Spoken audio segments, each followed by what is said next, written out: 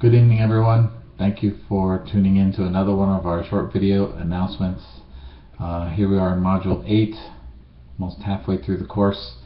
As you know, in this module we are doing our project proposal, which is kind of important. It's the final gathering of your information to present to me as far as what you're going to do for your capstone assignment, whether that will be a project or a research paper. The sources that you found so far that will support both of those, or whichever one you choose, and then also a discussion in our discussion board about possible snags or hang-ups. I've enjoyed reading some of those, and it looks like some of you are right on track and some still need a little bit more work before that's due, but by the end of Module 8 the final project proposal does need to be submitted to Blackboard. Coming up in Module 9, we're going to actually break up into groups according to whether you've decided to do a research paper or a standalone project.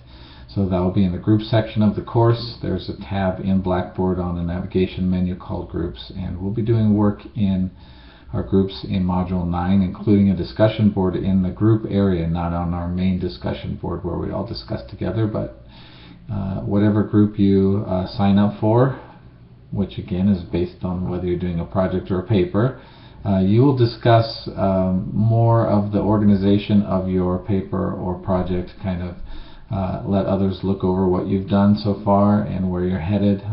If you're doing a paper, you'll be looking at each other's outlines for that paper, which hopefully we know you have a good thesis, or hopefully you do by now. We've talked about that.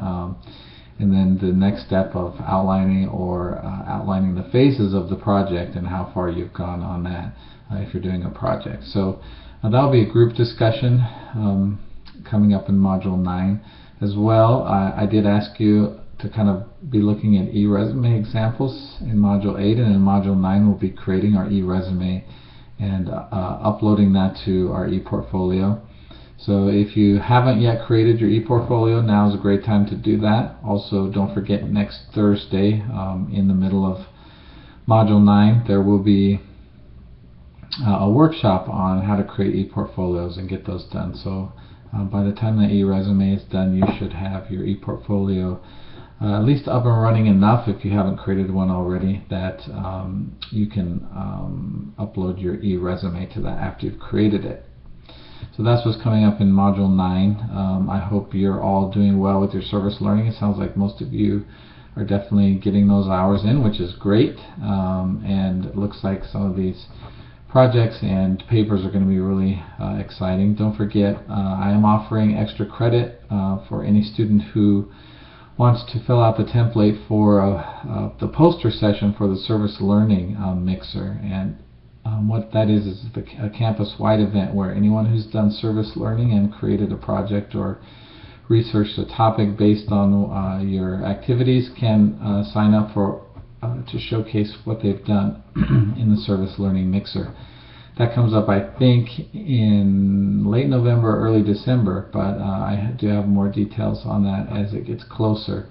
It's very easy to do. The Service Learning Center provides you with templates that you just upload your information, a lot like the information that you're talking about in your final project proposal that you turn in Module 8. So you've got all the information gathered, add a few pictures to the mix, and they will actually create a poster for you. And if your poster is chosen, then you can present that to not only other students, but to faculty at BSU and folks that come in and visit from all over the country, actually, to see what we're doing here at Boise State at Service Learning. So I encourage you to start thinking about that now. Some of you I may email and invite, especially to do that. There are some extra credit points available for that as well. But I think more than that, it can be a great way to showcase what you've done and to even do a little networking with other organizations that will be at the Service Learning Day. So keep that in the back of your mind as the semester goes forward. If you have any questions about that or anything else, please contact me, email or phone. You can always book an appointment face-to-face as well. And if I don't hear from you, I'll definitely see you online. Thanks.